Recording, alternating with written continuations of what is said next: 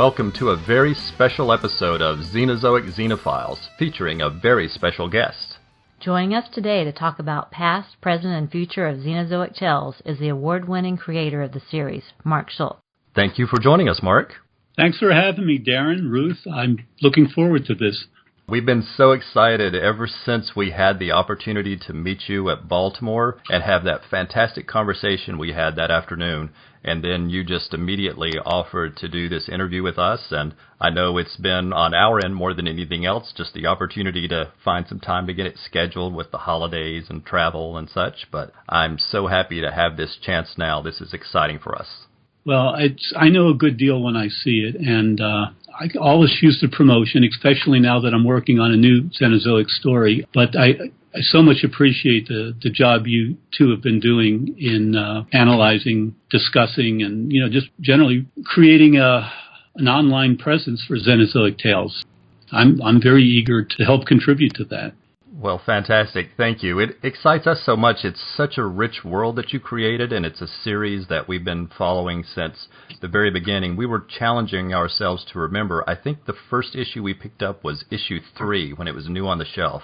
And I remember how long it took us to find back issues of 1 and 2. But we've been fans for a long time. It's a rich world, and we're loving going through the series again and in depth. And, we want to give it a nice analysis because it is such a great series, and I'm really happy to know that you think we're doing an admirable job. Well, I do, and I appreciate everything you're saying. And I think I mentioned this to you when we met each other in Baltimore, but it's also a service for me. It's been so long since I wrote those stories, and I need to go back and read them all now that I'm working on the new story. But it's a time situation, and it's so great to have the podcast to listen to and remind myself of what I wrote, which has been lost in many parts in the dim recesses of my musty mind, and it's a good resource for me. Oh, that's great to hear. I appreciate that. Yeah, it's nice to think that maybe you're listening to us talking about an issue while you're working on the new material. It's sort of like what used to be Cliff Notes or something for me, Well, we're really excited, as I'm sure every single Xenozoic fan is, about the fact that you're working on new material. So I know that's what we would love to hear you talk about. Give us any hints or insights or pieces of knowledge you'd like to share. I know it's still a ways off, and certainly we're not going to rush you because we know you work in your own time. And the fact is you turn out such wonderful product, it's always worth waiting for. Yes, worth the wait. But anything you'd like to share, we'd love to hear. I would be nothing without the patience of my readers. Right now it's clocking in at 64 pages. It might be a little longer than that, but it's going to be short graphic novel size story. And I decided I need to do something that I felt was, again, it's been 20 years since the last Xenozoic story, and needed to do a story that was long enough that would stand on its own and something that I could see getting done in a quote-unquote reasonable amount of time, reasonable for me being a couple years. So it's going to be a standalone story, and it's going to take place while Jack and Hannah are still together in the city and the sea. So if you know the Xenozoic issues, it would be probably somewhere between issue 6 and issue 9. The events in this new story take place. And my goal is, if I can accomplish this in a reasonable amount of time and not go into the poorhouse doing it, I'm going to get on to next, finishing up the story line that I left hanging at the end of issue number 14, the last issue of Xenozoic Tales. And that's going to take 100 or maybe 120 pages to finish up. And that seemed like just a little too much to attend to right now. I need to get my sea legs under me first with a shorter story. So if this 60-some page story works out well, I'll be getting on to finishing up what was left hanging at the end of Xenozoic 14. Oh, that's so exciting to hear. And it's just perfect timing. I mean, we had no idea until you just said that, but it's perfect timing as far as when we're recording this because we just covered issue 7. 7. Yes, and so you're saying the story falls in between issues 6 and 9, so it's interesting to think that the new story is going to fall right in the area of what we're reading right now. Yeah, it's probably, I haven't really figured out the timeline in detail, but it's probably between 8 and 9. That would be my guess at this time, if you had to shoehorn it in there someplace. So I'll be thinking about that when I'm reading those issues coming up. Yeah, well, issue 8 will be the next one we read. I'll be listening to all your notes and comments on it to make sure that it does fit in there, that the continuity is at least fairly accurate. Well, it's so exciting to be getting that new story, and I'm excited about it being, a story that's sort of set in the middle of what you did before, because it's such a rich world. It's great to have anything at any point in time elaborated on and expanded some. But then it also makes me think that, you're envisioning what would come next after issue 14. So what brought Xenozoic back to you at this point in time that you wanted to give us a new story? Well, it's just a timing situation. I've wanted to do this for a long, long time. For at least 10 years, I've been formulating where I want to go with Xenozoic, both in finishing the storyline I left hanging and as well as adding new stories. And it's just a situation right now, timing-wise, as far as my schedule goes, and what my financial situation is. I have a little bit of a financial cushion now that I can afford to take the time to devote to a new Xenozoic story. Working with the type of publishing agreements that I feel comfortable working with, I don't take any kind of upfront money. So it's all the work that I put into this is on spec. And I know I'll see it back, but of course that doesn't help with the monthly bills.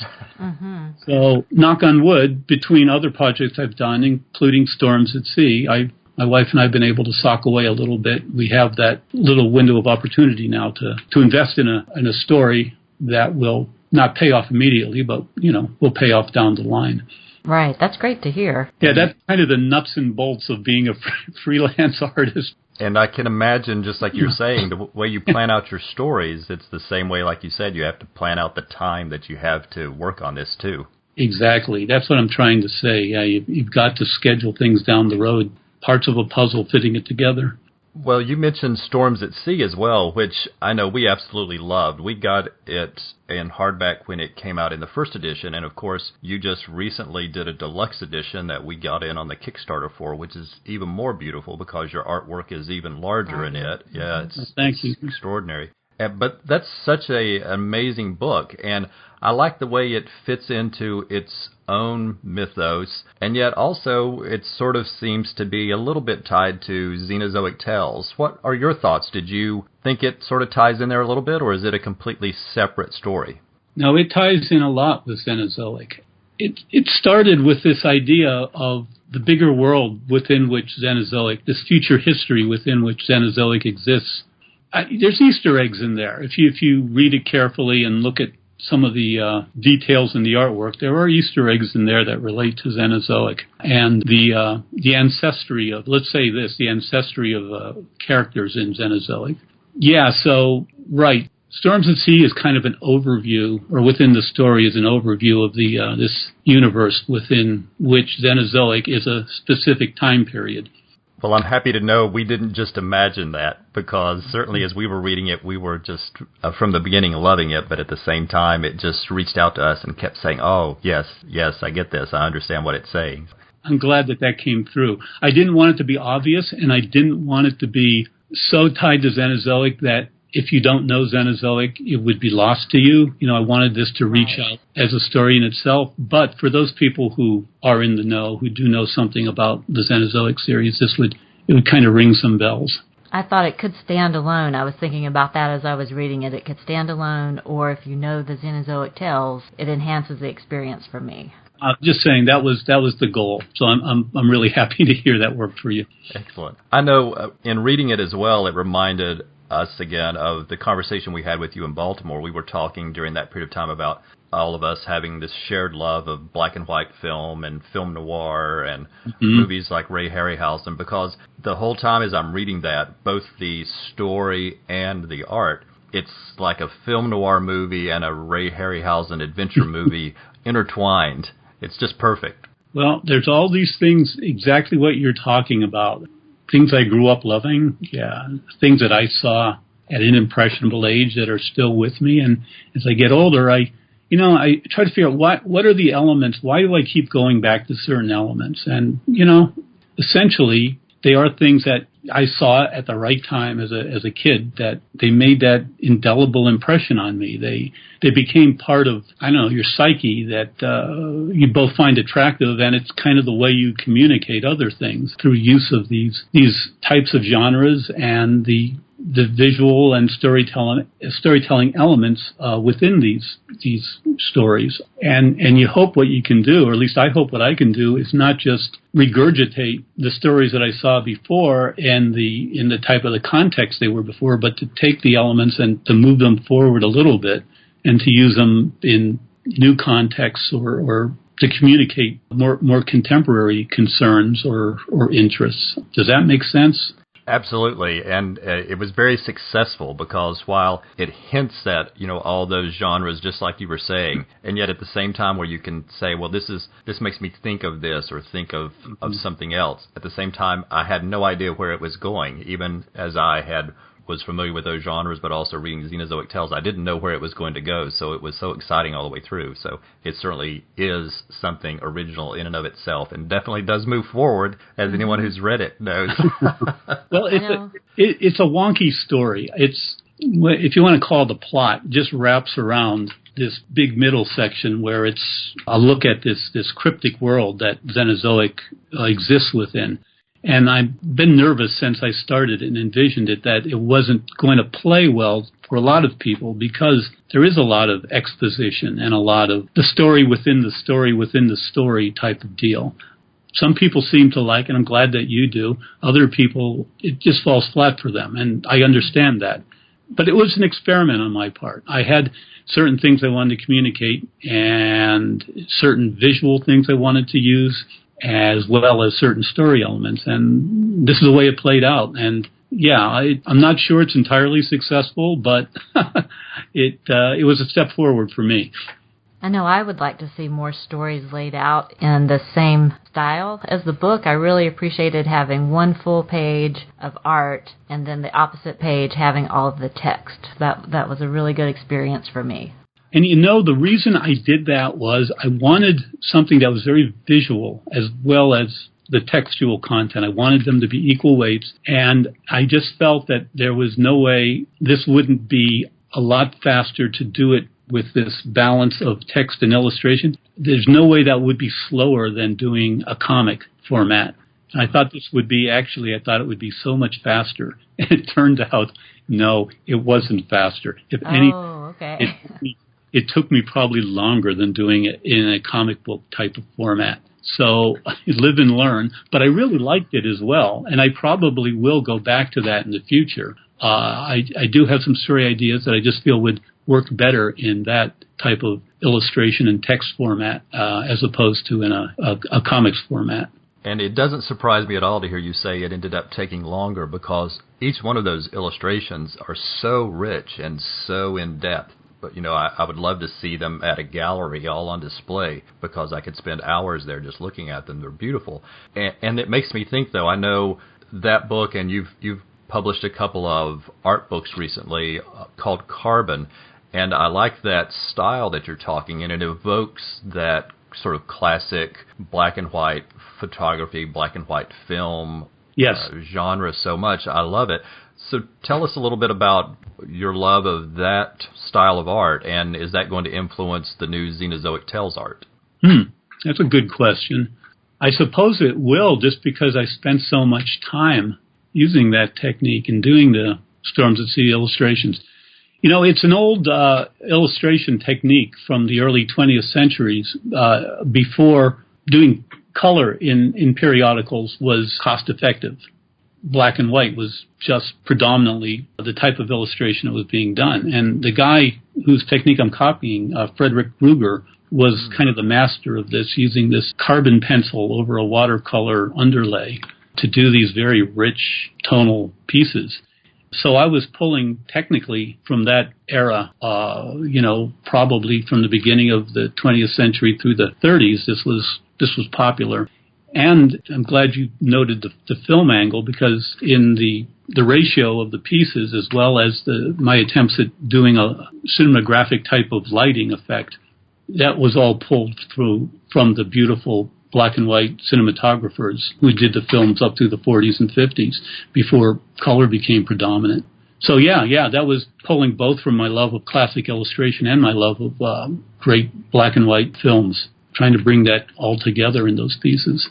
I thought it was very effective, and I really do admire the lighting and the shading, and there's just so much there to look at. Mm-hmm. Very engaging art. And you were talking about how for some readers it might not have been exactly the type of story or told the way they wanted. But for us, I know as we were reading through it, it was like every little element of the story or every few pages, you're thinking, wow, that could have been an entire novel in and of itself, because it's such a rich story. Again, you're so good at world building, and you built so much of a world there, and there's so many little snippets of all of these adventures that happen over time that as I read through it, it just flew by because it's so rich and filled with adventure. Well, I hope that I have time. There are a lot of stories within these different aspects that I would like to develop into stories. You know, maybe text pieces illustrated, maybe comic stories. I don't know if I'll ever have the time to do all that, but yeah, that was kind of the idea. Well, that's great. Time is all of our enemy, right? It's like we all have so many things we want to do. Yeah, and you got to kind of pick and choose what makes the most sense sometimes. Well, that's all fantastic. And just coming back to Xenozoic, and I know you said that it probably would influence maybe some of the way the art looks. I know on the Mark Schultz Xenozoic Tales and Other Stories Facebook page, you share little snippets of the progress of the new Xenozoic Tales book, and they're just so exciting to see, and I just really want to thank you for sharing those, because that's really nice that you're giving us these little tidbits so far in advance of the book. So thank you for sharing those. Well, thanks. I'm glad you're enjoying it. I'm still trying to learn to use the internet to promote myself better. So far I'm just using Facebook, and I should be getting onto things like Instagram, I think, from what I hear. But that's good. I'm glad that people are paying attention to these things. It takes me so long to do anything. If I can get something out there to keep it in their mind that this is happening, that's a good thing. I know we appreciate it, and you're right. Handling the social media is a job in and of itself, and you already have another job. Yeah, no, that's true. To use it properly, it takes quite a bit of time. I agree, and we have been using Instagram some recently ourselves, which it is a really nice format for sharing visuals and images. I agree, but at the same time, as more and more of them crop up, it's harder to know which ones to spend your time on. I think, yeah, that's probably the problem, and that's my feeling. As soon as I get on Instagram, it'll be like the death knell of Instagram. Nothing else. But people that I know that use it, younger people that use it, have been trying to convince me that I should get on board, show me exponentially how many more hits you can get out of Instagram than other online formats. So it makes sense. It's just wrapping my head around doing that. And I know we've seen that some too. And it's nice that Instagram and Facebook are connected, because they're set up now where you can, what you share on Instagram can immediately be shared on Facebook. Yeah. And, it's so easy for me now on Facebook because, as you know, our mutual friend, Fred Perry, takes care of that for me. I just let him know what I want to put up there, and he takes care of it. So he makes it easy for me. I'm a little spoiled. He does an amazing job with it. Yeah, he's great. He's again, I never probably would have gotten onto Facebook at all in any aspect of the internet if it wasn't for he and his wife, convincing me that this was a good experiment to try. Well, fans have benefited from it, so I'm glad. Yeah, I have too. So, yeah, it worked out well. I had a question I wanted to ask. Going back to the origin of Xenozoic Tales, I wonder if the idea for the stories came to you all at once, or if it was something that developed slowly over time. Yeah, that was, slowly over time. I think I was talking to someone about this the other day, and I was trying to remember. I was doing, at the time, this would have been the early 1980s, I had kind of moved away from comics. I'd grown up loving comics. I'd kind of moved away from them maybe 5-10 years before then. It just wasn't much being done that interests me. But then an independent comic store opened in my area where I was living at the time, and this was my first introduction to the alternative comic scene. The alternative distribution market had started, allowing comic stores to spring up, and all of a sudden I was seeing these companies like Pacific and Eclipse, Kitchen Sink, Fantagraphics, that I hadn't had access to before. And I was very excited again about comics, the comics I was seeing. And I started daydreaming.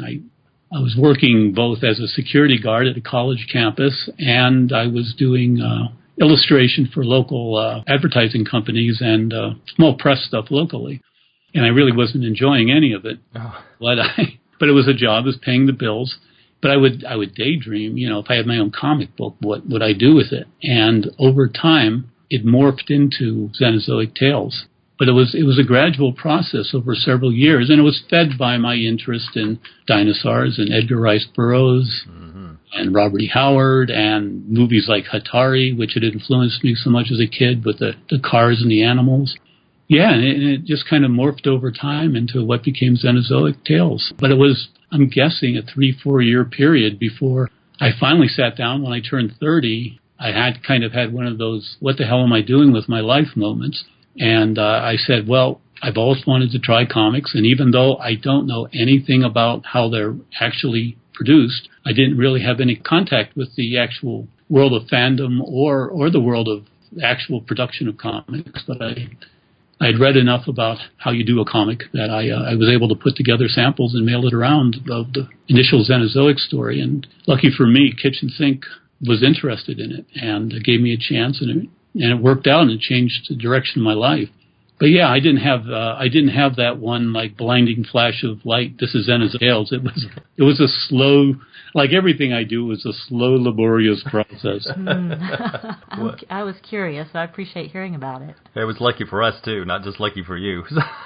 We all got to enjoy those wonderful stories. Well, it's interesting. You were talking there about not having the exposure to how they worked or the fandom of them. You certainly came in and had amazing success with it. What was your reaction to that? I mean, that comic, especially for an independent comic, was so very successful, and it spun off in so many other ways that had to be exciting to you. What was it like for you? Yeah, it was exciting. The first couple of years, I had no idea if there would be anyone interested in this type of story or my artwork at all, not having any direct contact. So it was all for me. Every time there was some sort of validation, the interest of a publisher, a good response from fandom, it was all kind of like, I didn't know what to expect till it happened. So obviously I was very happy that there was a place in the market for me. And then when it became something marketable beyond comics, and Kitchen Sink did a great job, Dennis Kitchen did a great job of finding different ways of merchandising and reusing my stories, because I produced them so slowly. He just found ways of using what had already been done to create a greater interest and some income. And when it exploded into the more of a mainstream market with the television shows and the accompanying merchandising and toys and stuff, it happened so relatively quickly. It was a whirlwind, and unfortunately it became, taking care of the business of that, the administration of that, really slowed down my production of Xenozoic stories even further. But it was a big financial boon for us. It was a limited financial boon, but it allowed my wife and I to put a great down payment on a house and start a retirement fund for ourselves. And it kind of set up the freedom I had going forward to be a little choosier about what I would do in the comic book field, instead of having to always be scrambling for work.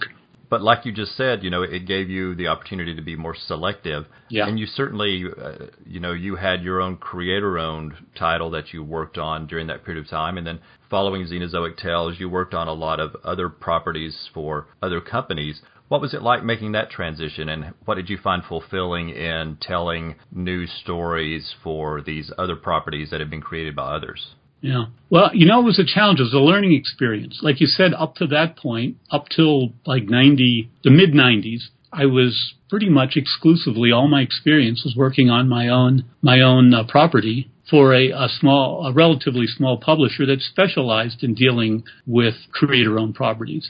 So for me, it was a learning experience, which is an important learning experience, going to work, first doing work with Dark Horse and then DC, and some work with Marvel, but mostly Dark Horse and DC, and working in that sandbox with someone else's toys.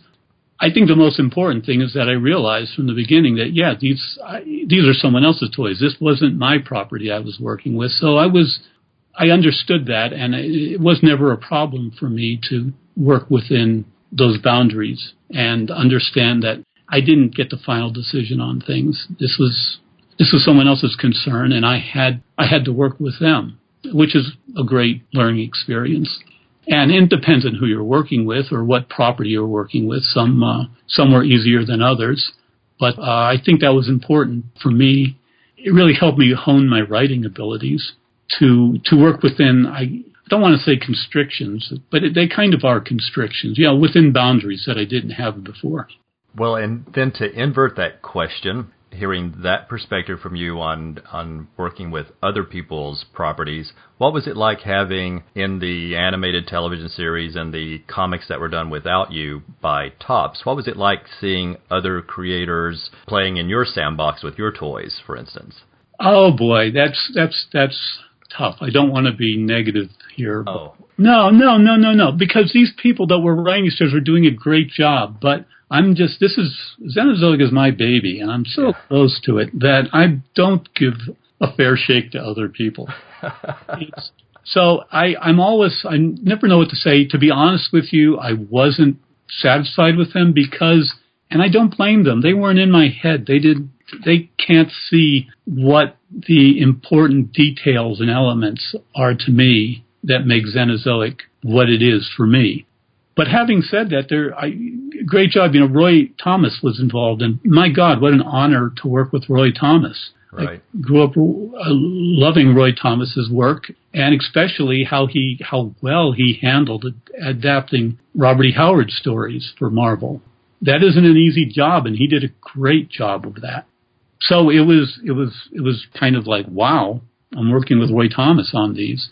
But again, they're just not what I would have done with Xenozoic or directions I would have gone into. So those Topps books, for me, it's hard to focus on them. It's because my attachment to my ideas for Xenozoic, it's hard for me to wrap my head around other people's takes on it. I think that's very understandable. I was going to say, you didn't sound at all negative. I know anyone who knows you, who's heard you talk or read interviews, you are your own harshest critic.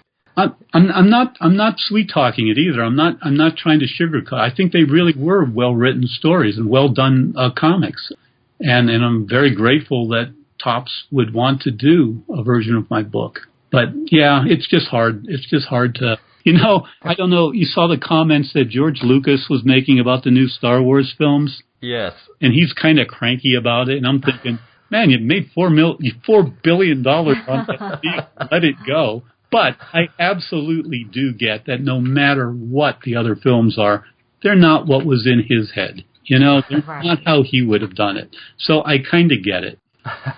That's a very timely comparison. Well, coming back to your Xenozoic Tales and the new Xenozoic Tales that we're all so excited about, I know that while you're working on these stories, you're taking a break from conventions. And what's your take on conventions? What do you enjoy about conventions, and what do you think you're going to miss taking a couple of years off from them? Yeah, well, I hope it's not a couple years. I hope, it depends on when I feel this is under my belt, that I got control of the Xenozoic story. Then I'll let myself get out there, start promoting it. Yeah, conventions, they're a mixed bag. I've been doing them since 1988, I think 89, as a professional, not just as a visitor, but as a professional. And man, the travel and the connections in airports and just the whole living out of a hotel. I generally do 5 or 6 a year, I think. I'm just at a point where I need a break from it.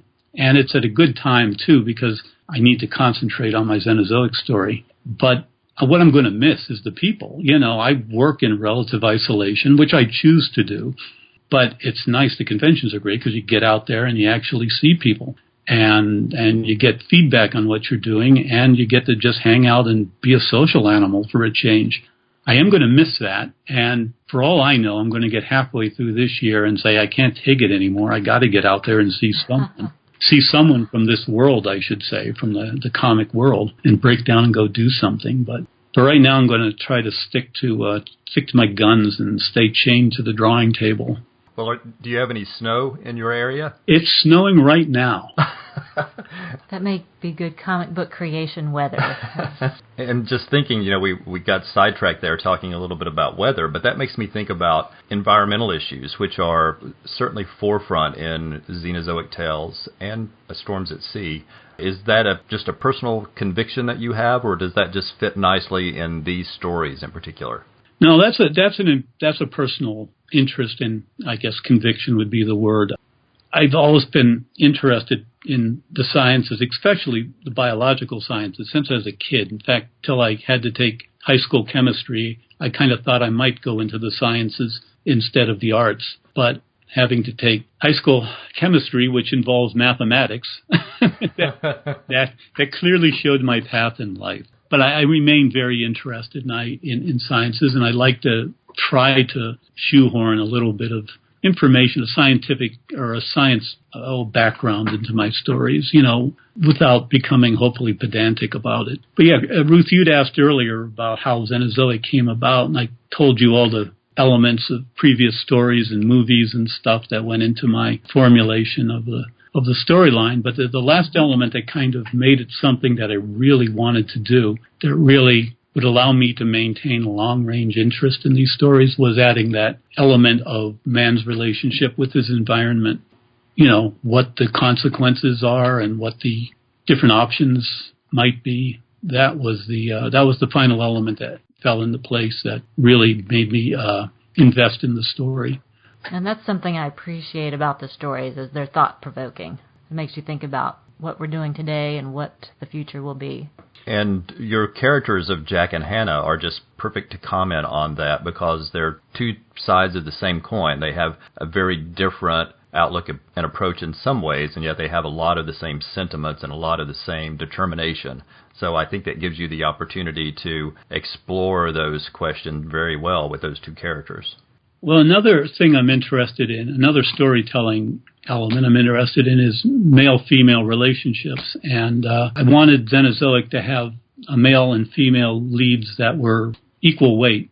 And I wanted to flip the traditional notion that the man is the rational science end and the woman is the kind of more of a faith-based element in the stories. So I flipped that, and I'm happy I did that. I think that's worked out pretty well. It makes it, I think, more interesting. And, these are traditional elements, but you play around with them a little bit. You try to do it a little differently than it's been done before. Ruth and I both like strong female characters, and I know, Ruth as a female has a very different outlook on it than I do, but for me, it's just like you're saying, it's very important that you get both voices in a story to make the story more compelling and more three-dimensional. So I know I appreciate that too. And that's a big element in the story I'm working on now, the new Xenozoic story. There's a third character, main character in this one, who's female as well. And I'm trying to, because, as you mentioned, Darren, we both come from, of course, a male perspective. And I'm trying to make these female characters, Hannah and the other character, I'm trying to figure my way through them to make it an honest presentation of these people. But, I'm always second guessing, well, is that still is that my take? That's not necessarily going to be viewed the same way by a female reader. You don't want to tie yourself up either. I mean, it's still an adventure story. But that's important. These are important elements.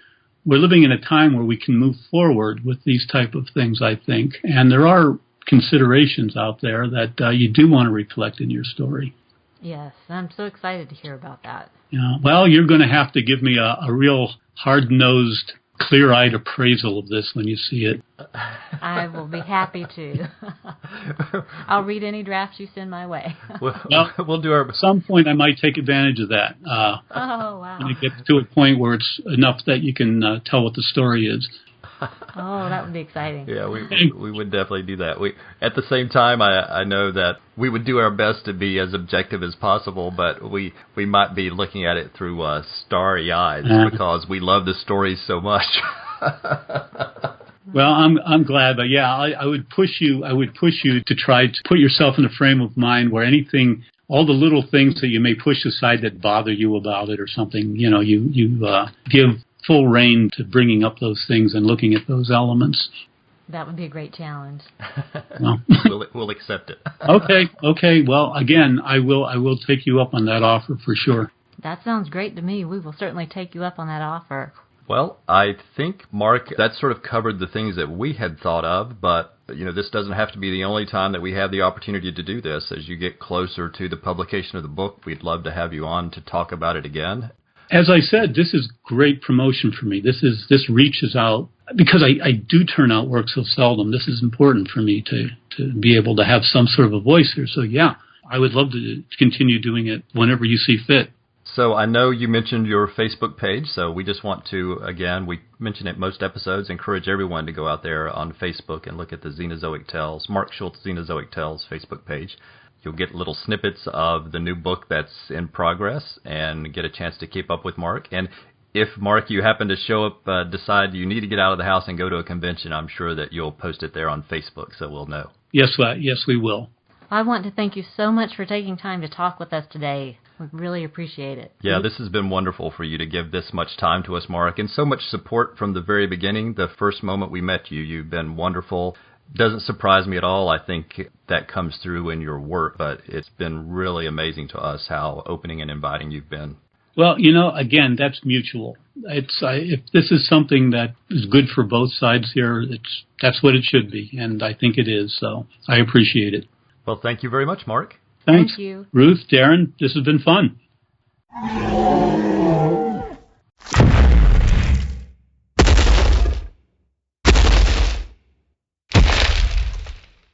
We want to thank Mark Schultz for taking time out of his busy schedule for that interview. That was very generous of him. We know that, like us, there are many fans who are excited about the new Xenozoic Tales book that he is creating, and it was great to hear him talk about it. Be sure to join the Facebook page, Mark Schultz, Xenozoic Tales and Other Stories, for all of the latest official news and information. It's a great way to show your support of the new material Mark is creating. And thanks to all of you for taking time to listen. We hope you'll join us next time when we'll be getting back to the basics and talking about another Xenozoic Tales story and sharing your feedback. Feel free to contact us at xenozoicxenophiles@gmail.com or follow us on Facebook, Twitter, Tumblr, or Instagram under the name Xenozoic Xenophiles. And you can listen to the show through iTunes, Stitcher, or Google Play. You can also find the show on YouTube as part of the Rad Adventures Podcast Network, where you'll find all of the episodes of our podcast, including Xenozoic Xenophiles, as well as Trekker Talk about 23rd Century Bounty Hunter Mercy St. Clair by Ron Randall, and Warlord Worlds about the comic creations of Mike Grell. On YouTube, you'll get the regular audio feed of the podcast, along with a picture of the cover of the issue we're discussing in that episode. We hope you'll visit and subscribe to the channel and give us some likes on the videos. Thanks for listening, and we hope you'll come back next time for another new episode of Xenozoic Xenophiles.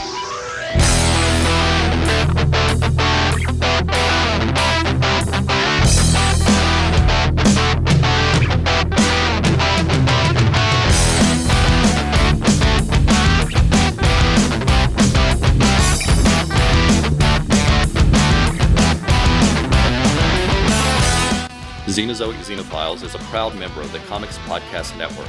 For more information, please visit comicspodcasts.com.